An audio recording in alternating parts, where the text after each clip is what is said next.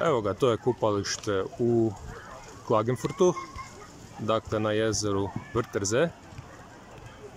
Kao što možete vidjeti, kupalište puno ljudi, ograđeno je velikom žičanom ogradom, istina nije bodljikava, ali je i dalje žica. Tu su sportski tereni i tu se može ući samo sa COVID certifikatom, znači morate biti cijepljeni ili testirani, ali antigen test su već ukinuli, a i PCR test će uskoro. A necijepljeni, evo mi se kupamo na psećoj plaži skupa sa psima. Evo, to je to. To je plaža za necijepljene i za pse.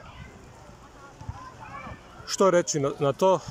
Ja osobno volim pse i ja ću se radije kupati sa psima nego sa ovcama.